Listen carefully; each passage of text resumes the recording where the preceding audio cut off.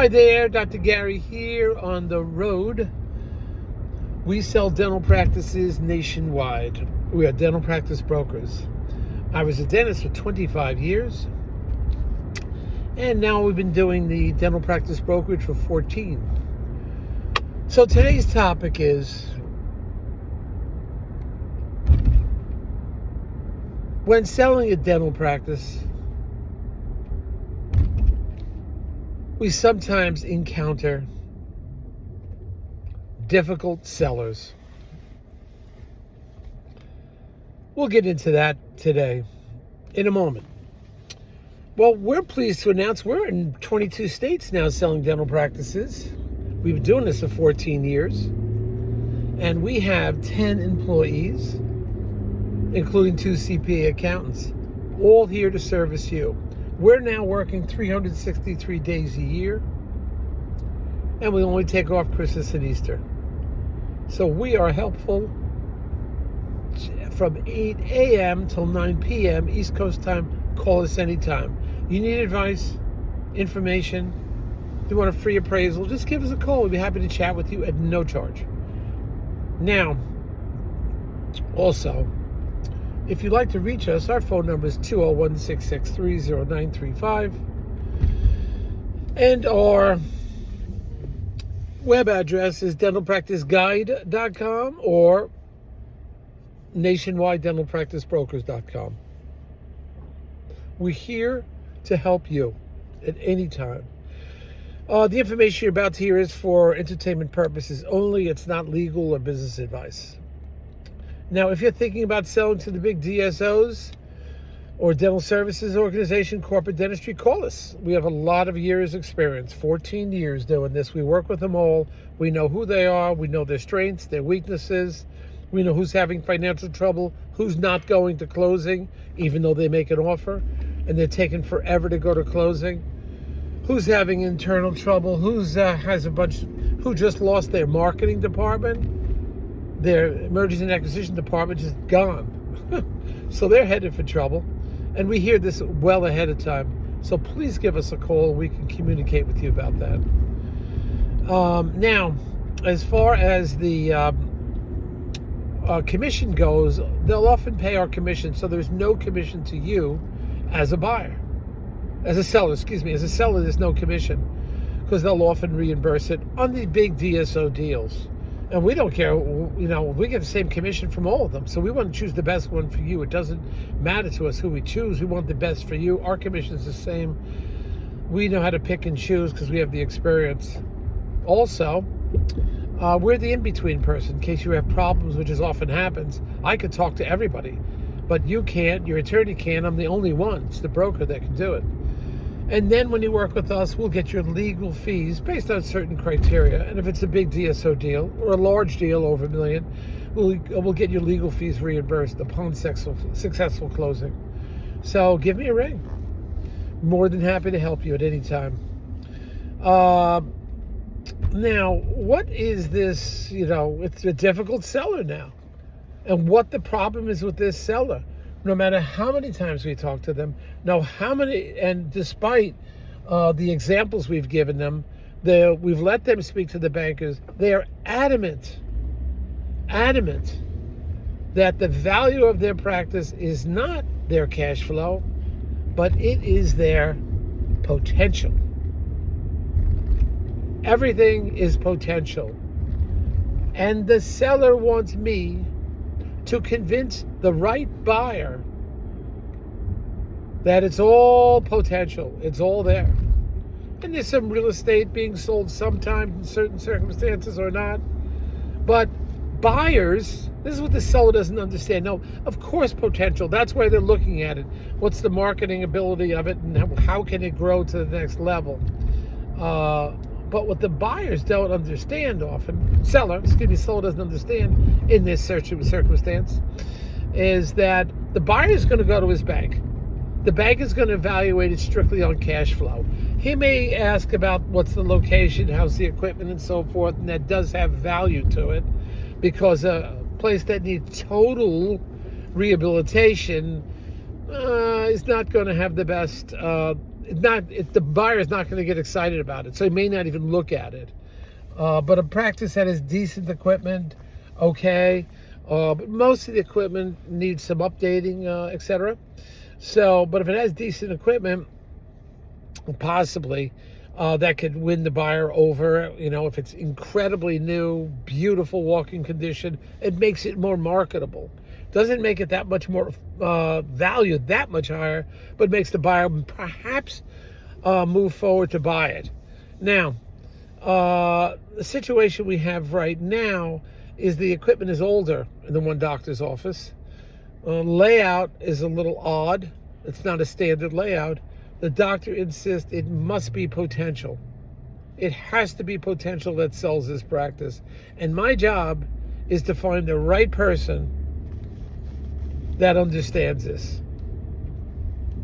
Well, it's a little difficult. If you have buyers that are going to the bank, going to your accountants, everybody's evaluating it on cash flow, and then you got to tell them, oh no, you can't evaluate this on cash flow. You've got to evaluate on potential. It gets to be challenging. It gets to be very challenging, and that's what we're going through right now.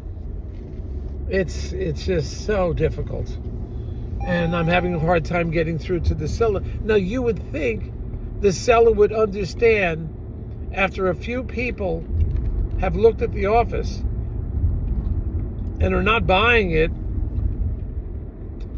because the seller insists on cash flow is not the measure for this type of office, but rather the potential. And his message to me was, you've got to convince them it's all on potential. That is the value. Well, as a broker, and if people aren't buying, it's like, well, what am I going to do? They're going to go to the bank. The bank's going to value it. They're going to go to the accountant. They're going to value it on the cash flow, the EBITDA, the net value. What do you expect me to do? Seller can't get it through their head. So how long is it going to take for so many people to walk away from this seller until the seller recognizes that there's a problem here, that people are not buying the practice? They're only based on potential, but only on the cash flow, on the net profit or the EBITDA. Now, there are exceptions to this. I once had a practice that had the doctor built this practice, did a really nice job on it, and the doctor got into a terrible accident and became disabled. Entire shoulder was just shattered, and his numbness in the hands is like, forget it. Couldn't practice anymore. Fortunately, it was their second practice. They had started, but they built a beautiful practice. And days before they opened, the tremendous disability, could not practice. So essentially, he's selling a brand new office, beautiful inside, and no patients, zero income, zero cash flow. Now, what are you selling? You're selling a facility, but it was a great facility. It was beautiful. I think it cost the seller somewhere around $780,000 to build it. It was like 6-7 operatories. This is before the pandemic. I think 6 operatories fully equipped. It cost $780,000 to build it. Well, the buyer walked in, just fell in love with it. The buyer was thinking about building in the area. And they saw this practice, and they knew it was turnkey, ready to go. The buyer bought it. I think it was, I don't remember the number, but very close, somewhat close, within 90%, I'd say. About 85% of the gross they paid. 85-90% of the gross. No patients, but a beautiful facility. So there are exceptions. And I tried to explain to this doctor, but you have an older facility and you try to sell it all on potential and location, it's challenging. And we were not I don't know what we're going to do at this point. I just don't know. I just may have to let it go because nobody's buying it. No one wants to hear it. Maybe we'll find somebody that wants to be in this area because it's a large facility. Maybe there'll be somebody. But how long is the broker going to wait? And it's very hard. But some sellers will just hang in there. They will just keep waiting and waiting. So we'll keep it on the books. We'll keep marketing and advertising it.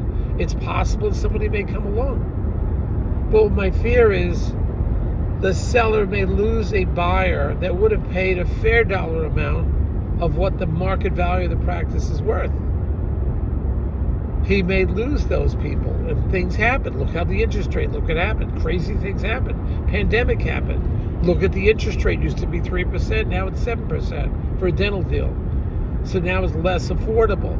Maybe, somebody should have sold it back then. So my fear is the seller's losing so many qualified buyers because they're so adamant. Now, what if the seller gets disabled? Well, what do you think his practices or her practice is going to go down to? They're going to drop down to like 25, 30 cents on the dollar.